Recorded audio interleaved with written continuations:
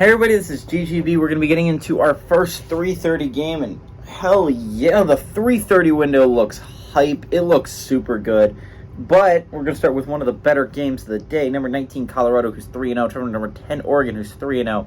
Oregon favored by 21 points on ABC, and what is arguably the best quarterback showcase of the entire week. There's going to be some really good other quarterback showcases. We'll get to them later.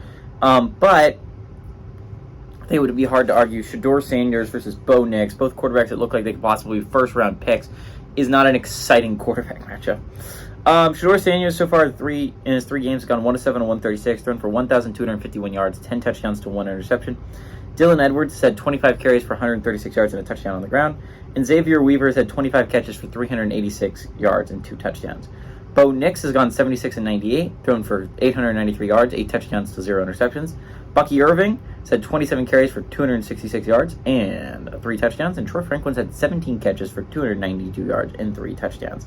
Oregon's 15-9 against Colorado all time. Last 3 games have gone to Oregon from 2019 to 2022, and Oregon's won 9 of the last 10 matchups. So Oregon has kind of dominated the series as of late, but this is a much different Colorado team. This is a much better Colorado football team.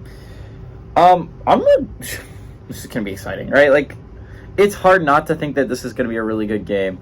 Colorado had played the game of the week last week when they were playing Colorado State. They played a phenomenal football game. Colorado State arguably should have won it. They blew it late. I mean, they had 2 minutes left, and you pinned them at the 2-yard line. You needed to not let up a 98-yard touchdown drive in 2 minutes and a 2-point conversion, which somehow you could not do if you're Colorado State.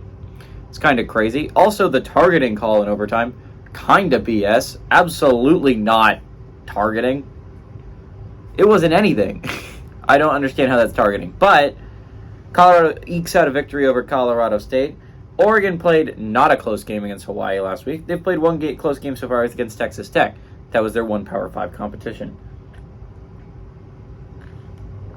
Bo Nix has been really good this year, and it just proves that the Pac-12's kind of stacked this year, right? Like, I've talked about it every single time I'm talking about the Pac-12 game, and I'll probably talk about the next Pac-12 video, but not only at the quarterback position are they freaking stacked. There's so many insanely great quarterbacks in the Pac-12 this year, but there's so many insanely great teams. How many? Washington, USC are both top 10. Oregon's right out, also top 10, so 3 top 10 football teams. Colorado, Utah, UCLA, Washington State, and Oregon State. You're about 8 of your 12 teams are top 25. Is crazy, right? Like, not only is it, most of them are undefeated. Every single one of them is undefeated. Now, obviously, they're going to start knocking each other off. I mean, there's 3 games today where people are guaranteed to get a loss in the Colorado-Oregon game, UCLA-Utah game, and Washington State-Oregon State game. But still, insanely great games coming up. I'm really excited. I think Oregon wins this one, and I'm gonna be honest. I think they win it by a lot. I'm saying this is one of the greater games of the day.